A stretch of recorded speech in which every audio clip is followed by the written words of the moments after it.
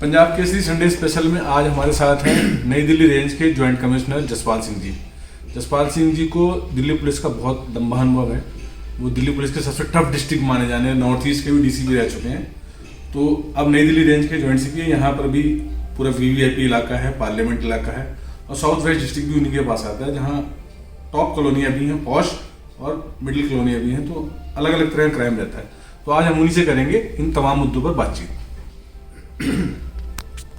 Sir, आपको जो है नॉर्थ ईस्ट का भी काफ़ी अनुभव है। वहाँ एक अलग तरह की पुलिसिंग थी, उससे विपरीत एकदम नई दिल्ली आ गए। उसको आजकल पाताल लोग कहते हैं फिल्मों में, और ये तो एकदम वीआईपी इलाका है। तो दोनों जगह की पुलिसिंग में कितना आपको अंतर समझ आता है? देखिए, मुख्यतः तो क्राइम प्रिवेंशन, क्राइम कंट्रोल सभी जगह होता है जी। लेकिन जिसे हम राष्ट्रीय राजधानी कहते हैं वो नई दिल्ली डिस्ट्रिक्ट है और यहाँ पर हर चीज़ बहुत संवेदनशील है। इसके अलावा पार्लियामेंट का होना, नॉर्थ ब्लॉक, साउथ ब्लॉक का होना, सभी member parliament, cabinet ministers, armed forces के हेडक्वार्टर्स हैं यहाँ पर, डिप्लोमेटिक मिशंस भी हैं और इसमें और भी बहुत सारे जो डिपार्टमेंट हैं, मिनिस्ट्रीज़ हैं, उनके हेडक्वार्टर्स भी हैं। तो इन चीज़ों को लेके ये ज़िला जो है काफ़ी संवेदनशील है और टेररिज्म से जो बचाव करने होते हैं, एंटी टेरर मेजर्स लेने हैं, वो मिशंस को भी बहुत सारे यूरोपियन मिशंस हैं जिनको थ्रेट परसेप्शन रहता है। अमेरिकन एम्बेसी है और इसी तरह से फ्रेंच एम्बेसी है, यूके एम्बेसी है और भी बहुत सारे ऐसे मिशंस हैं जिनको कई कारणों की वजह से थ्रेट परसेप्शन उनका काफ़ी हाई रहता है। और फिर प्रधानमंत्री जी का निवास भी है यहाँ पर और इन सभी बातों को हम मद्देनज़र दिल्ली पुलिस की जो रिस्पांस रहती है नई दिल्ली ज़िले में, वो बहुत ही फास्ट और क्विक रहती है और रखनी भी पड़ती है, ताकि थोड़ी सी डिले भी इसमें बहुत ही कीमती पड़ सकती है, बहुत कॉस्टली पड़ सकती है हमें।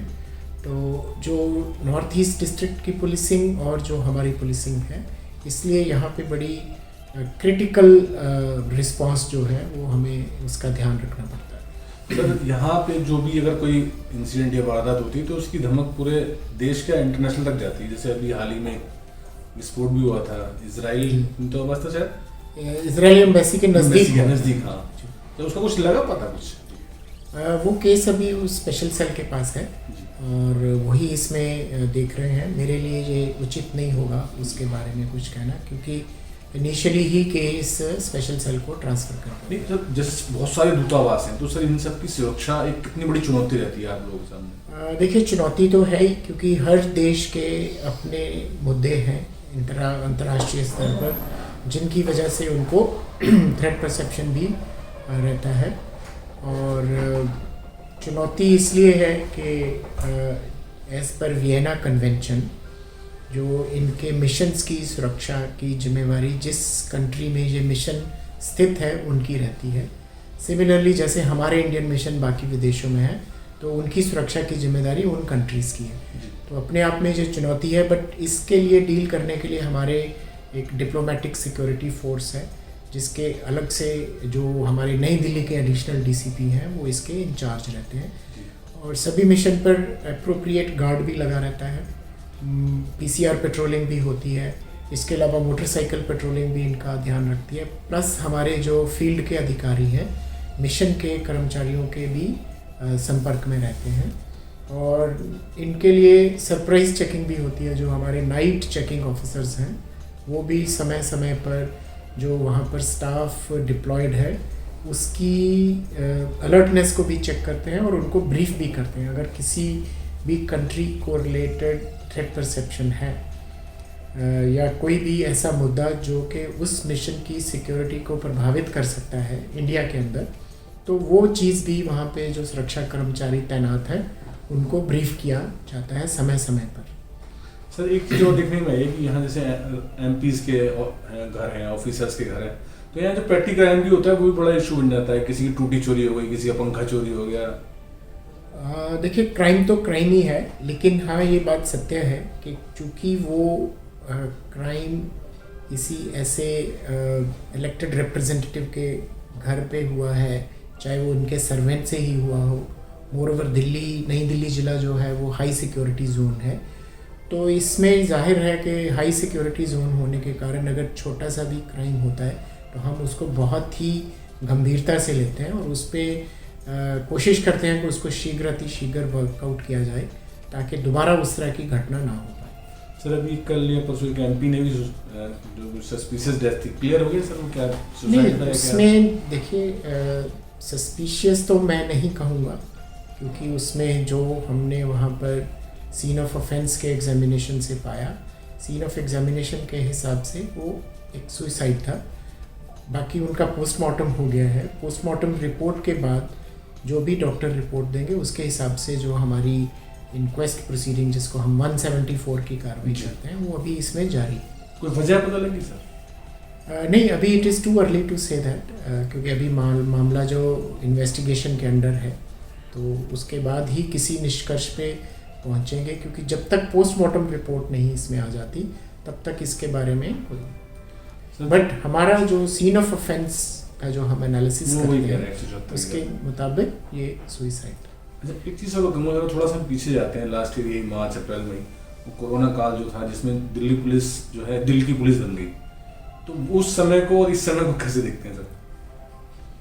देखिए, उन समय में मैं तो दिल्ली पुलिस में नहीं था, मैं गोवा पुलिस में था, लेकिन चूंकि हमारा काडर कॉमन है तो गोवा में रहते हुए भी मैं हर चीज़ को दिल्ली पुलिस जो कर रही थी वो हम उसको देखते थे और मॉनिटर भी करते थे। तो दिल्ली पुलिस ने बहुत ही सराहनीय कार्य किया है कोरोना काल के अंदर। जिन लोगों को खाना नहीं मिल रहा था उनके खाना पहुंचाया गया, ज़रूरत की चीज़ें मुहैया कराई गई, यहाँ तक कि कई औरतें जिनको प्रेगनेंसी की वजह से डिलीवरी करवानी थी और उस वक्त कोई भी गाड़ी उनको नहीं मिल रही थी, तो हमारे बहुत सारे पुलिस अधिकारियों ने उनको हॉस्पिटल पहुंचा के आगे की जो भी उनका मेडिकल असिस्टेंस चाहिए थी वो उसको उनको प्रोवाइड की गई। और ऐसे बहुत सारे अधिकारियों को यहाँ पर ऑनर भी किया गया है दिल्ली पुलिस के द्वारा भी और अन्य संस्थाओं के भी द्वारा उनका मान बढ़ाया गया है, उनको ऑनर किया गया है। और दिल्ली पुलिस ने कंटेनमेंट जोन जो कंटेनमेंट जोन थे, कंटेनमेंट जोन की ताकि उनमें कोई बाहर से नहीं जाए और अंदर वो जो आदमी अफेक्टेड है उससे कोरोना से पीड़ित है वो बाहर जाके उसको फर्दर और स्प्रेड ना करे, तो जितने कंटेनमेंट जोन थे उनमें भी बहुत अच्छा काम किया। इसके अलावा जब लॉकडाउन था तो लॉकडाउन को इम्प्लीमेंट करने के लिए भी पूरी ह्यूमेन पुलिसिंग जैसे कहते हैं कि संवेदनशीलता से जिन लोगों को ज़रूरी था बाहर जाना उनके साथ सहयोग भी किया और साथ ही साथ बड़ी फर्मनेस से, मजबूती से लॉकडाउन का भी पालन करवाया। सर अभी मैंने सीपी साहब का इंटरव्यू किया था तो उन्होंने कहा कि भाई दिल्ली की पुलिस हम अपने आप नहीं बन गए, लोगों ने बनाया। तो उन्होंने कहना था कि मैं ये चाहता हूँ कि दिल्ली की पुलिस हमेशा रहे, लेकिन ऐसा हो नहीं पाता है। लोगों की शिकायतें जो है आम टाइम में बहुत बड़ी रहती हैं कि थाने में जाओ तो सुनवाई नहीं होती है, 100 नंबर का कॉल हो तो इंतजार करते रहते, आती नहीं है पुलिस। नहीं, ऐसा तो नहीं है एवरेज टाइम, क्योंकि हर रोज़ जो हमारे पास रिपोर्ट आती है, जो भी कॉल आती है उस कॉल पे कौन आईओ गया, कॉल कितने बजे आई थी, पीसीआर ने कितने बजे रिस्पॉन्ड किया, जो थाना का आईओ था उसने कितने बजे रिस्पॉन्ड किया, तो ये रोज़ाना बेसिस पे जो डीसीपी हैं और joint commissioner police new Delhi range या for that matter any other range, सबके पास ये चीज़ें आती हैं और उससे साफ जाहिर हो जाता है कि रिस्पांस टाइम तो पीसीआर का भी और लोकल पुलिस का भी बहुत अच्छा है। जिसके बारे में आप कह रहे हैं, कई बार ऐसे मामले आते हैं जैसे लाखों में calls Delhi police control room में आती हैं, उसमें सभी कॉल्स एक्शनेबल नहीं होती। बहुत सारी ऐसी कॉल्स होती हैं जो स्ट्रिक्टली क्राइम नहीं होता है, तो जैसे मान लीजिए 1.5 लाख कॉल आई तो उसमें से एक्शनेबल कॉल 15,000 ही होंगी। तो वो जो बाकी की कॉल्स हैं वो ऐसी कॉल्स होती हैं जिनमें किसी पुलिस कार्रवाई की ज़रूरत नहीं होती है। जैसे कि किसी को कोई चीज़ की ज़रूरत है, उसने कॉल कर दी, किसी का कोई पेशेंट बीमार है, उनको अगर कोई मेडिकल वैन नहीं मिल रही तो भी लोग 100 नंबर की कॉल करते हैं, बट फिर भी उसमें पुलिस उनकी मदद करती है। जहाँ बहुत सारे सिविल मैटर्स होते हैं उनके भी बारे में भी लोग कॉल करते हैं। या कोई एरिया में एनिमल परेशान कर रहा है जी। या कोई एनिमल एमलेसली घूम रहा है जो कि वहाँ पर न्यूसेंस कॉज कर रहा है, तो भी लोग पुलिस को ही कॉल करते हैं, ना कि म्यूनसिपैलिटी को। जो कि म्यूनसिपल फंक्शंस भी हैं उनके लिए भी या अन्य डिपार्टमेंट्स के लिए, जैसे लाइट चली गई, ठीक है ना, हाँ, बिजली चली जाती है तो भी लोग 100 नंबर पे ही या 112 पे ही कॉल करते हैं। तो इस तरह की बहुत सारी ऐसी है। मान लीजिए किसी सीवर पे कंटेनर नहीं है तो भी लोग पुलिस को ही कॉल करेंगे।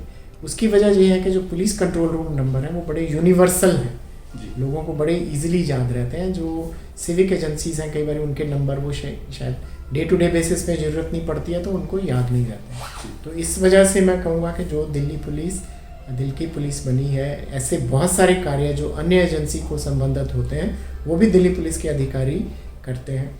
जैसे कोई त्यौहार हो, जैसे ईद होती है, तो उस वक़्त मस्जिदों के आसपास सफाई का काम भी कई बारी पुलिस डिपार्टमेंट को ही करवाना पड़ता है। तो ये भी ऐसी बहुत सारी चीज़ें हैं जिसकी वजह से जो पुलिस का इकबाल है जनता के मन में वो बढ़ता है। और कोरोना काल में डेफिनेटली निश्चय ही ये दिल की पुलिस बनी और हम ये सुनिश्चित करेंगे सारे अधिकारी मिलके कि ये हमेशा से ही दिल की पुलिस बनी रहे। सर, जैसे आप लोगों के पास जो दूतावास है एमपी है, उनका एक चैलेंज है, प्रदर्शन होते रहते हैं, उसमें काफ़ी पुलिस की वेस्टेज होती है और जो इस तरह के लगता नहीं कि मैन पावर का खराब होती है इन चीज़ों में। हाँ, नहीं वेस्टेज तो मैं नहीं कहूँगा, क्योंकि जो डेमोन्स्ट्रेशंस या प्रोटेस्ट्स हैं वो पब्लिक का संवैधानिक राइट है। लेकिन हाँ, इसमें संवैधानिक राइट ज़रूर है, लेकिन सिर्फ किसी कायदे में रह के ही किसी प्री निर्धारित जगह पर ही जनता को प्रोटेस्ट करना चाहिए। माननीय सर्वोच्च न्यायालय ने भी ये अपनी जजमेंट में कहा कि जो भी पुलिस डिपार्टमेंट या बाकी अन्य जिलों में डिस्ट्रिक्ट मजिस्ट्रेट कोई कॉमन स्पेस निर्धारित करते हैं, जैसे कि हमारे नई दिल्ली ज़िले में जंतर मंतर है, तो वहाँ पर ही प्रोटेस्ट किया जा सकता है। फिर दूसरी बात यह है कि इसमें संविधान के अंदर ही इस पर अंकुश भी लगाया गया है। ये अपने आप में बहुत एब्सोल्यूट नहीं है, राइट टू फ्रीडम जो है उसमें जब आप कोई प्रोटेस्ट करना चाहते हैं तो वहाँ की जो कानून व्यवस्था की मशीनरी है उसको पता होना चाहिए। अगर उनको पहले से पता है कि कोई ग्रुप आज किसी मुद्दे को लेके प्रोटेस्ट करना चाहता है तो वो उस वक्त उनको फैसिलिटेट भी कर सकते हैं उनकी सुरक्षा के लिए भी, बट साथ ही साथ ये भी सुनिश्चित किया जाता है कि इस प्रोटेस्ट की वजह से जो मासेस हैं जो इस प्रोटेस्ट में शामिल नहीं है, जिनको कार्यालय में जाना है, हॉस्पिटलों में जाना है, स्कूलों में जाना है और कई काम करने हैं, उनके रास्ते में भी बाधा ना पड़े। इसी कारणवश ये रूल बनाए गए हैं। दिल्ली पुलिस एक्ट में भी है कि जब भी कोई आप इस तरह का प्रोग्राम करना चाहते हैं तो जो कंसर्न डिप्टी कमिश्नर हैं उनके आप एप्लीकेशन फाइल करिए, क्योंकि हर प्रोटेस्ट की, हर इस तरह के लॉ एंड ऑर्डर अरेंजमेंट की इम्प्लीकेशंस होती हैं उन लोगों के लिए जो इसमें पार्टिसिपेट नहीं कर रहे। स्मूथ ट्रैफिक का फ्लो होना चाहिए, कोई रास्ता बंद नहीं होना चाहिए। तो ये सारी चीज़ें सुनिश्चित तभी की जा सकती हैं अगर पुलिस डिपार्टमेंट को पहले से पता है कि एक पर्टिकुलर ऑर्गेनाइजेशन इस तरह का प्रोटेस्ट या धरना करने जा रही है। संवैधानिक राइट है, लेकिन साथ ही साथ इस पर अंकुश भी लगाए गए हैं रूल्स के मुताबिक, और संविधान के अंदर ही जो आर्टिकल 19(2) है उसी के तहत भी इसके ऊपर बहुत सारे अंकुश। सर, लास्ट ईयर अगर क्राइम का ग्राफ देखें तो क्या आप लोगों ने कितना बढ़ा, क्या घटा, कुछ अगर आपको याद हो ऐसा? क्राइम के अंदर जो हमारी जैसे लास्ट ईयर स्नैचिंग में हमारे यहाँ पर कमी आई है और चोरियों में भी कमी आई है, और जो हमारा डिटेक्शन परसेंटेज है उसमें काफ़ी, जैसे हमारा मर्डर जो है वो 100% वर्कड आउट है। सिमिलरली हमारी जो रॉबरी है वो 94% है। अटेम्प्ट टू मर्डर जो है वो हमारा जो अप्रॉक्सीमेटली 85 to 95 के दरमियान वर्कड आउट है। कई बार आइडेंटिफाइड होता है पर आदमी नहीं मिला है कोई। तो जहाँ तक हीनस क्राइम का सवाल है वो हमारा 90+% है, जिसमें मर्डर हमारा 100% वर्कड आउट है, जो सबसे ही सीरियस और जघन्य अपराध होता है। सर, सोशल मीडिया आजकल एक बड़ा प्लेटफॉर्म है, तो लोग जो है ट्विटर पे, फेसबुक पे आप लोग कनेक्ट करते हैं तो उस पर एक्शन करते हैं, तो वो क्या प्रोसीजर रहता है?